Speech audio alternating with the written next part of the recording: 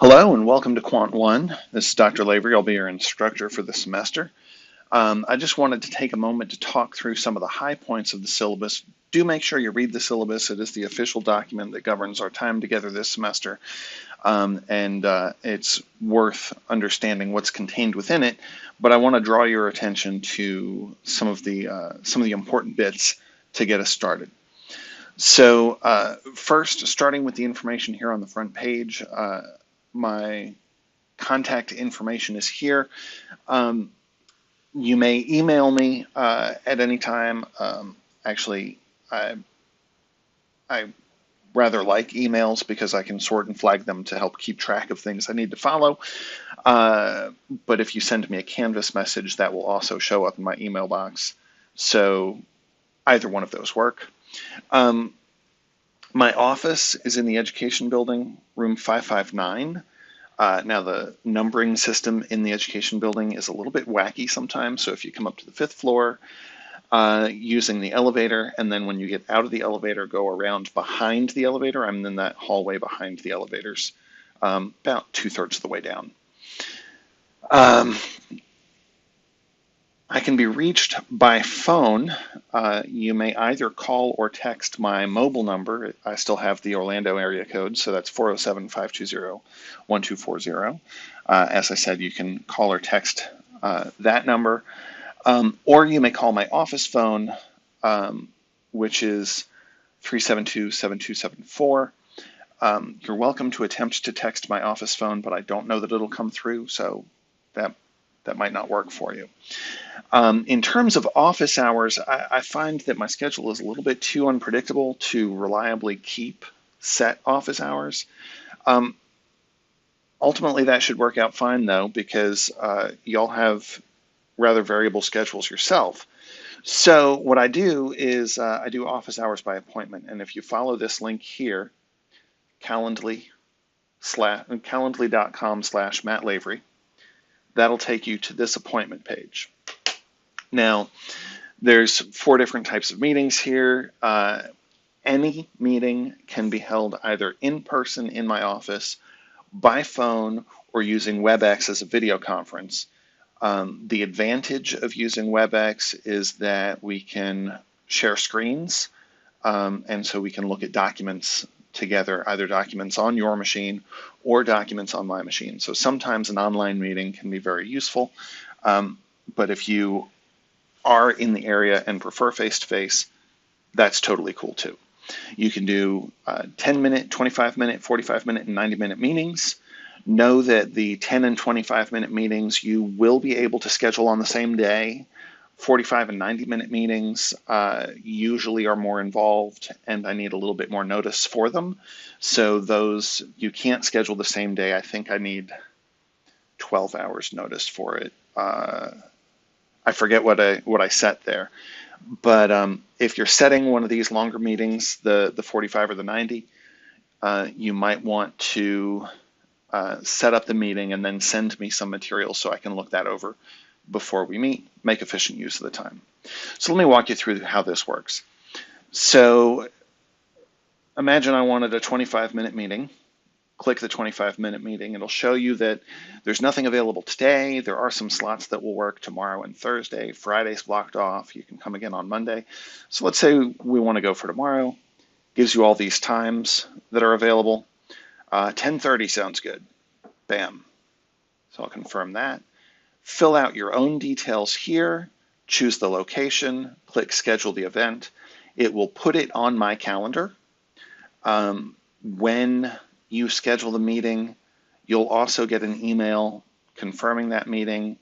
And if you use Outlook for your calendar too, if you use your BGSU email, then it'll be able to put it on your calendar as well. That confirmation has a link that you can use to reschedule the meeting if something changes, or to cancel it if you can't make it anymore. So go ahead and use those links to reschedule. You don't need to email me about it. I live by my calendar, so if we have a scheduled appointment, I'll be there. Now, this does interface with my Outlook calendar.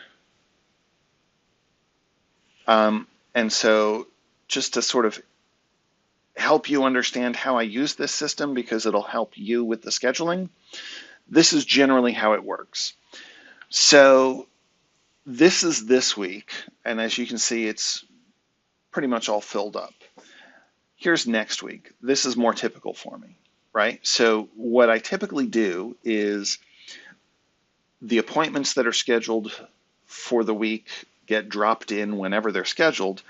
And then on Sunday, here, this Sunday planning, this is my calendar planning time, right? So on Sunday, I'll look at my calendar and I'll plan out my time for the week. There are certain things that I know that I need to get done, certain tasks that I need to complete. So I'll drop in some time to do some writing. I'll drop in some time to do some grading, et cetera, et cetera. And so by Sunday evening, I tend to fill up a lot of the extra free time in there with the things that I know I need to accomplish this week. So the best time for you to schedule a meeting is anytime before Sunday for the following week. If you wanted to schedule something this week, there are usually some gaps that you can drop a short meeting into, but it might be tougher to find a large block of time. So that should help you make good use of this. I'll cancel that because I don't need to schedule a meeting here for demo purposes. Let's go back to the syllabus. All right, now I'll speak briefly about the texts in a little bit, and just know that if there are any changes to the syllabus, things do come up. I'll let you know through Canvas in advance of those changes being implemented, so that shouldn't be a problem.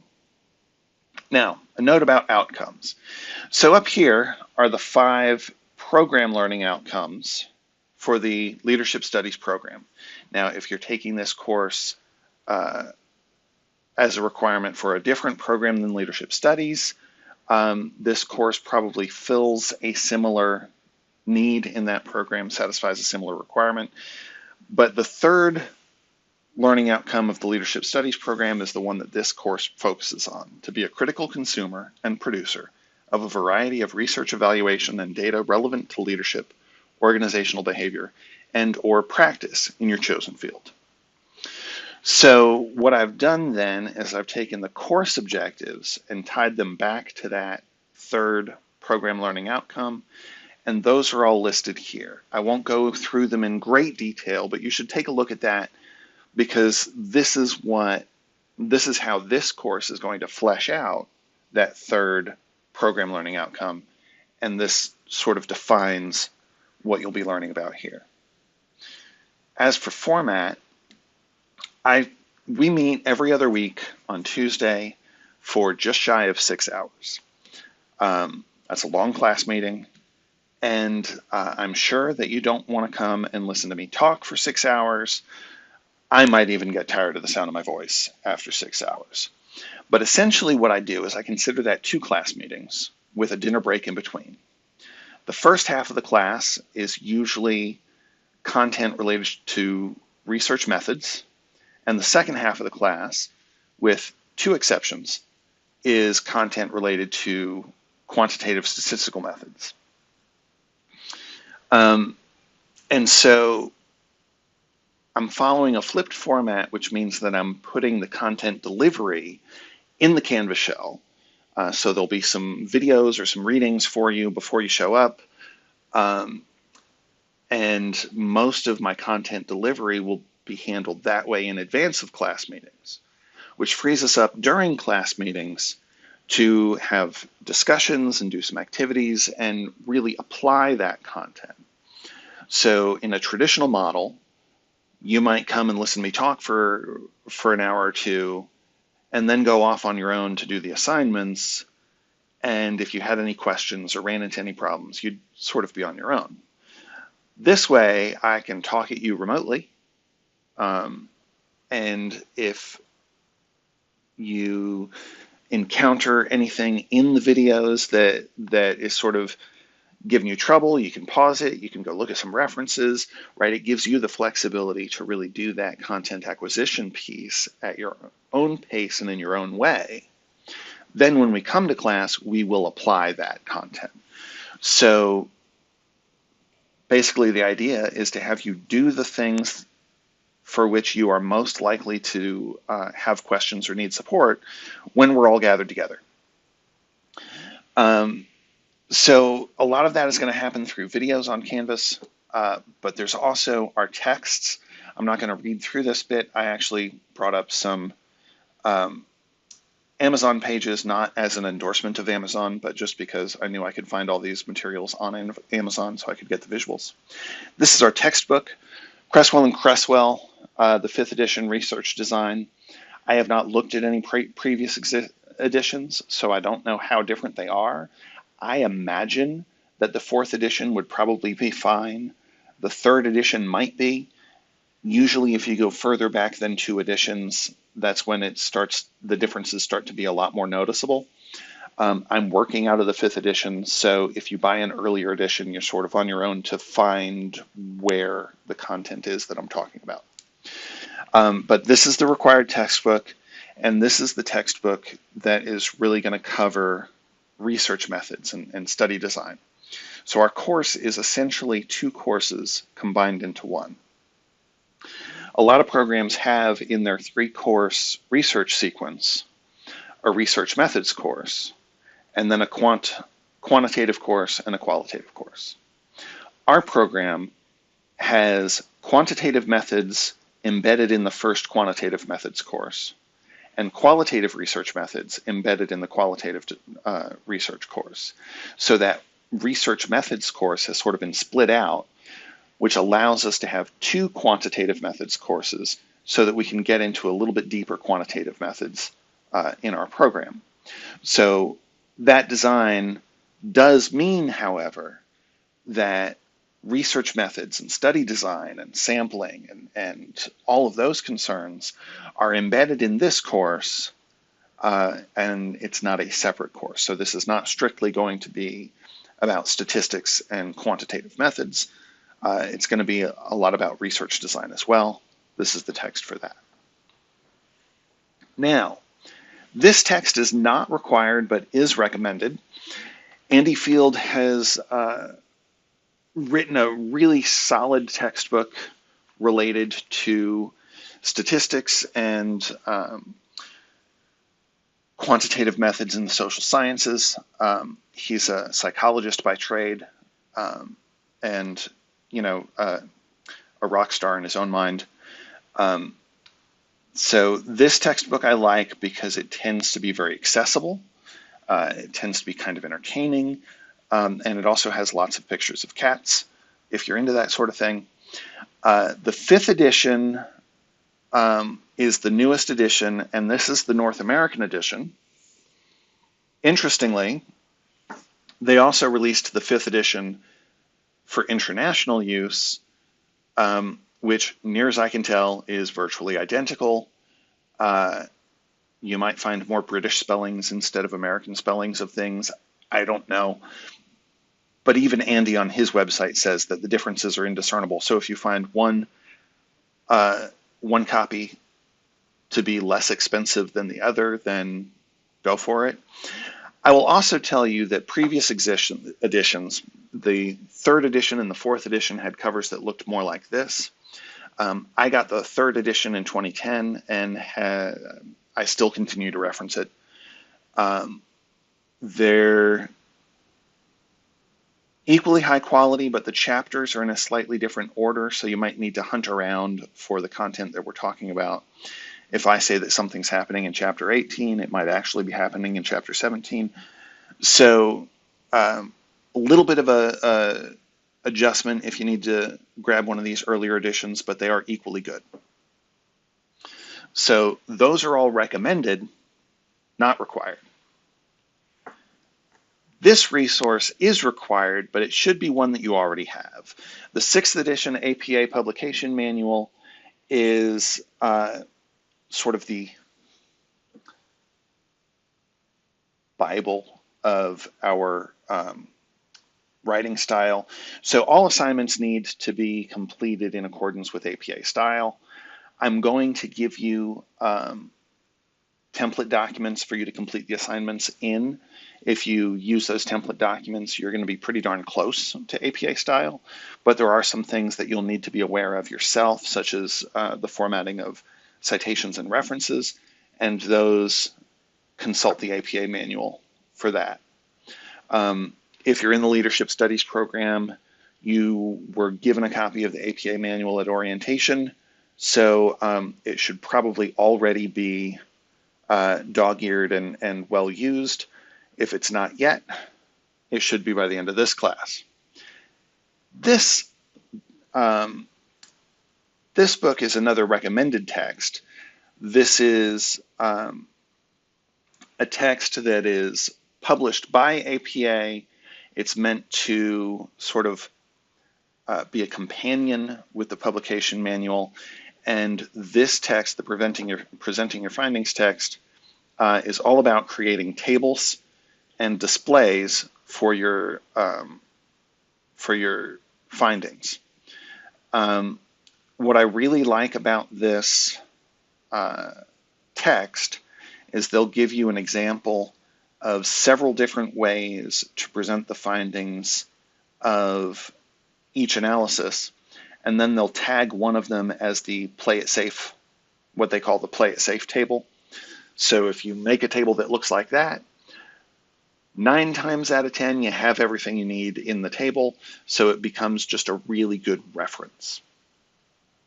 Now, another text that APA is involved in, again, this is not required, nor is it really recommended. I just want to put it on your radar.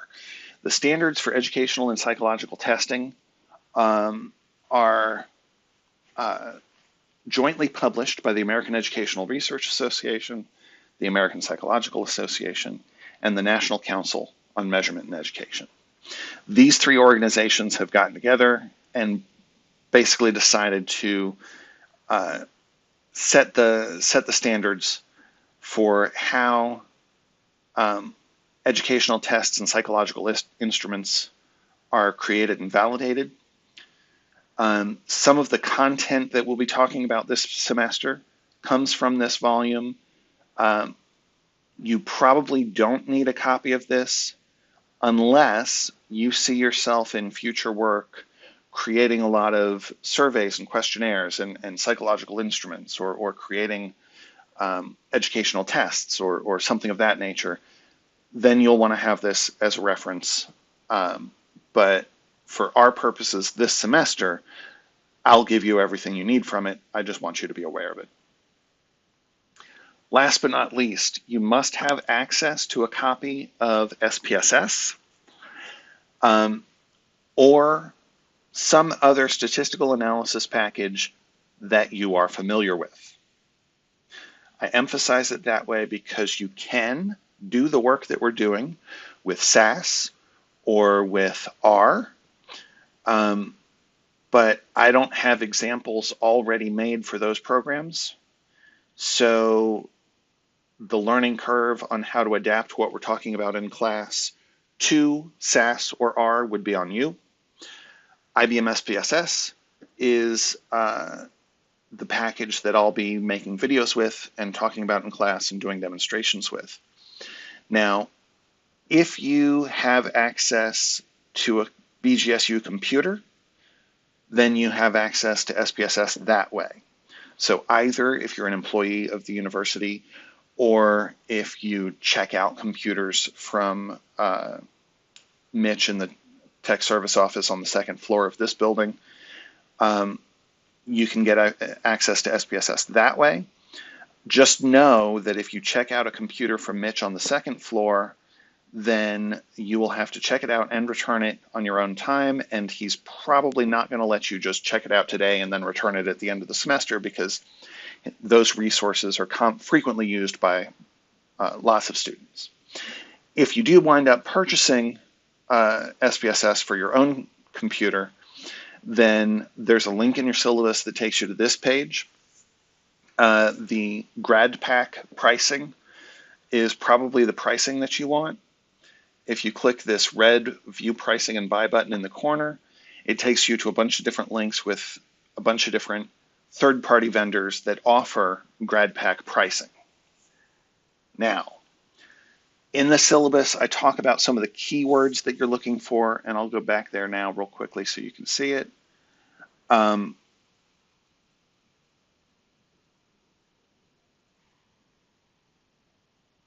lied to you. It's not in the syllabus.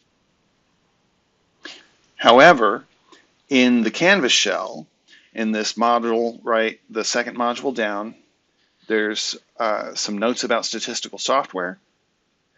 This is where I discuss it in more detail, particularly number 4 here. Pay attention to the keywords base or standard will work for you. No, I'm sorry. I should have started at the top. Item 1, do not purchase any version that has the keyword base in the name. Base is their way of saying that it has barely any features, and so they'll sell it to you for much less. What you want is any version that has the keyword standard or the keyword GradPack, right?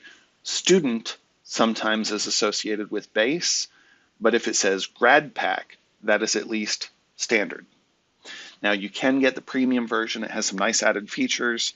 You won't need those features for this class, but you might decide to use them later. Standard or GradPack are the keywords that you want to look for.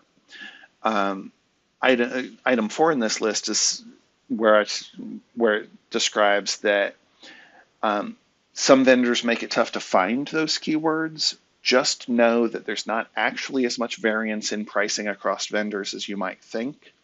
So if you see something that is trying to play itself off as a standard, but has the same price as a base version of the software on some other platform, then take a double check and make sure they're not doing a bait and switch on you. Most of the time, the pricing is pretty much equivalent across vendors, but again, you probably don't need to purchase a copy of this if you have access to BGSU computers. All right, now for course policies and expectations. Professional and scholarly conduct is, of course, expected. Academic honesty is key. All assignments are going to be submitted through a turnitin.com originality check. One of the things that I will do pretty early on is show you how to submit your own papers to that system and interpret what it tells you so that you can do your own check before you turn something into me. Just know that you might need anywhere from 24 to 48 hours to receive and respond to those results, right? So you can get your results in 24 hours, but if there's anything in your paper that, oh, hey, I didn't realize that was a problem, I need to fix that, you might need a little bit of time to respond to that and resubmit before the deadline. So I would say allow yourself 48 hours if you want to use the turnitin.com originality check for your own reference before turning in.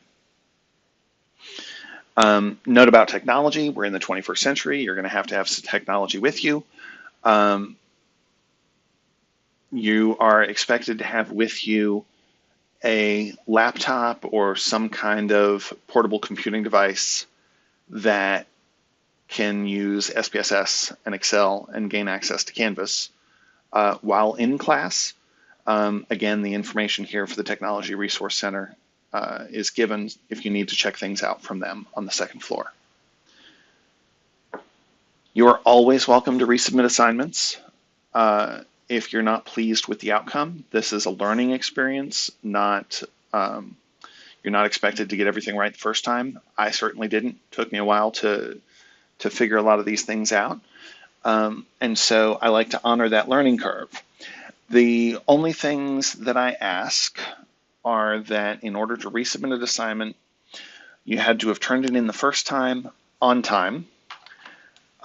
You had to have earned less than an A. In my first year of doing this, I had a student who got a 92 and resubmitted, got a 98, and then wanted to resubmit it again to get 100. That doesn't really help. So if you have an A, it's just not as high an A as you wanted. I recognize that we all hold ourselves to different standards, but please just accept and internalize the feedback and try to do better next time. If, however, you score a B or lower and would like to resubmit, you're welcome to. So then in order to do that, you have to let me know of your intent to revise and resubmit within a week of getting it back, right? So not waiting until the very end of the semester and say, oh, hey, my grade isn't where I wanted. I'd like to resubmit these 3 things. Let me know of your intent to revise and resubmit within a week, and I'd be happy to do that. You can schedule a meeting with me to talk about any misunderstandings. But the key there is to let me know when to expect the resubmission. And then, of course, you have to meet that resubmission deadline that you set for yourself. My goal is to give you good, constructive feedback. Feedback is really important in that it provides you an opportunity to improve, right? So one of my colleagues, Dr. Lavania, has a saying, feedback is the breakfast of champions. I thought I would just blatantly steal it from her, except my course comes before hers in the sequence of events, and I would hate for you to get to her course and think that she stole the phrase from me. It's her phrase, I'm stealing it from her. But feedback is the breakfast of champions, and it's my intent to feed you well. Special arrangements and accommodations, that's your responsibility to contact the Disability Services Office. Please let me know if there's anything I can do to help you with that. It's also very important to me that we take a note of these 2: discrimination, harassment, classroom environment, language, and behavior expectations. So yes, there are federal guidelines that we need to follow, but those federal guidelines are, to my mind, a bare minimum of human decency. We're in this together, and we need to support one another by creating a classroom environment that is respectful and supportive and kind. And so we all have a role in that. And it's very important to me that we establish the kind of environment in which we can all succeed. If you have any religious holidays that you need to observe that don't match up with the BGSU calendar, please just notify me in advance so that we can make the necessary arrangements. These last 2 things might be particularly important this semester: university closure and cancellation. So in most cases, the university doesn't close unless the Wood County Sheriff's Department declares a level 3 emergency. In that case, we will close. If the university closes, then we're closed. Now, there are occasions when I might need to cancel, either for personal health or for other reasons that come up. I don't intend to, but if I need to cancel class for any reason, I will post an announcement in Canvas no later than 1 p.m. on the day of the class in question so that you have enough notice. All right, so those are all the policies. Grading is pretty straightforward. I use a 10-point scale. Each assignment is worth a certain number of points. If you get 90% of those points or more, that's an A. Between 80 and 90 is a B, et cetera, et cetera. The assignments are listed here, but I'm not going to talk about them here. I'll talk about them when I get to the calendar. Last but not least, before we get to the calendar, I've assembled here some recommended references. None of these things are required reading, but I have found all of them to be valuable. So if you see something on this list that's interesting to you and you either read it or view it, and if you find it valuable, feel free to let me know. I would love to hear your feedback. Also, if you come across something that you think is valuable that's not on this list and should be, please forward that reference to me so that I can include it in the future. Now, here's our schedule at a glance. We meet 8 times. Our first class is February 5th. We'll be talking about epistemology and research and validity. The readings are here, and stuff marked with an asterisk is one of the additional readings that is not required. Any assignments that are due related to a particular class meeting are listed off here on the side. The date is listed. Some of those things might be due before the class meeting. Most of the things listed are due after the class meeting in question. Self-introductions is the exception since week 1 we don't meet.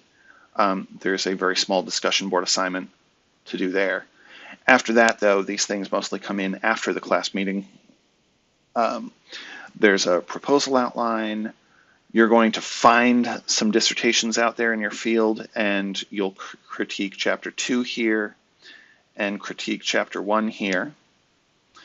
You'll have a lit review that you do, et cetera, et cetera. So the major assignments are here, and we're going to end up with a final exam.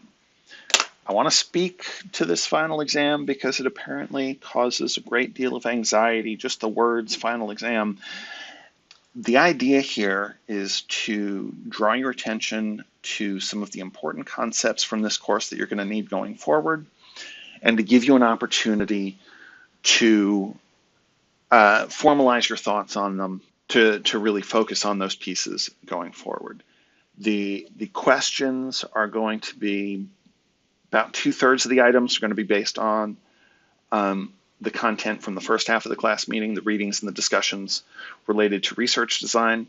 About 1/3 of the questions are going to be statistical analysis exercises like we've done for the analysis homework assignments. So it's not designed to be onerous. This spot in the syllabus discusses it in a little bit more detail. The exam is going to be available to you during the final 2 weeks of the semester. It's due on the last day of the finals week. It's going to be open book, open note, but not open colleague. This is meant to be an independent learning experience, but you can use all of your resources. It's not intended to be tricky or sneaky. It's going to be challenging, yes, but the content will be familiar and presented in a fair way. So that is a quick look at our syllabus. There we go. So this is our time together, and I look forward to our first class meeting. Thank you.